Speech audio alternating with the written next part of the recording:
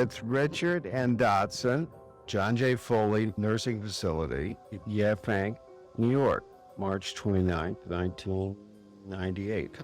Tell me about when you first met Truman. Truman, you arranged that. Playgirl wanted an article on him, and you called Truman up and you said, would you do a interview so a friend of mine can do a profile on you? I expected him to say no, and he grabbed at it like that. And we met for the first time at Bemelman's Bar in the Carlisle Hotel. You know, Gore Vidal's lawyer has all of my notes on this, and they were supposed to give them back to me, but they never did. After Truman and I had had a few drinks at Bemelman's, Truman was talking about Marilyn Monroe and how he used to be able to walk down the street with her in New York and no one would recognize her. She'd wear a scarf on her head in a trench coat. And then he started to tell me about how he had really wanted her for the part of Holly Golightly in Breakfast at Tiffany's. And he used that word, double-crossed, by the studio.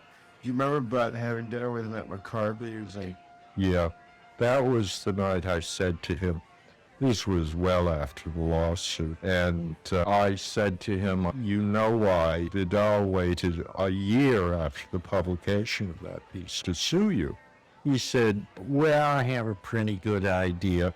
And I said, it's because everybody had turned on you. And Vidal wouldn't have done it if all these people hadn't turned on you because of your Unspoiled Monsters piece. And I said, nobody was there to defend you anymore. And Vidal, being coward that he is, thought, oh, but this is a good time to get Truman.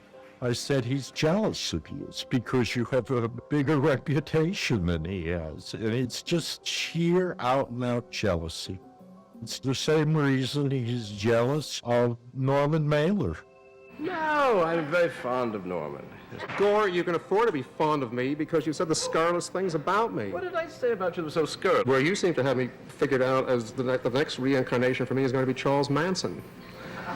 Well, you left yourself... Why don't you read what you wrote? I'm going to give you a line that Degas said to Whistler, two celebrated painters. And Whistler was a great performer like Norman. And Degas said, you know, Whistler, you act as if you had no talent. Yes, Gore, and I read You present yourself as though you really had no talent at all, and of course you are one of our best And I writers. read it. Sheer out-and-out jealousy. That's all it is.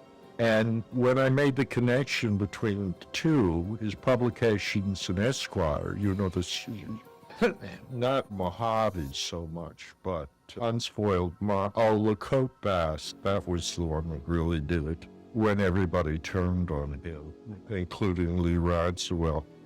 That was when, like a viper, Vidal saw that was the moment to strike, and he struck. You know, Vidal never does anything without some regard for the social implications of it. He's got to protect his place in society. I don't know why everyone courts him. I don't know why. He's not a very bright man. And he used to say all the time that Truman lied. I don't think Truman lied as much as Vidal lied. He lied about Tennessee's liver. Tennessee was always complaining about it. My God, Tennessee had pancreatitis. He used to hold those green pills in his hand and asked me to, which one was green so he could take it because his pancreatitis was acting up. That's the first step to cirrhosis.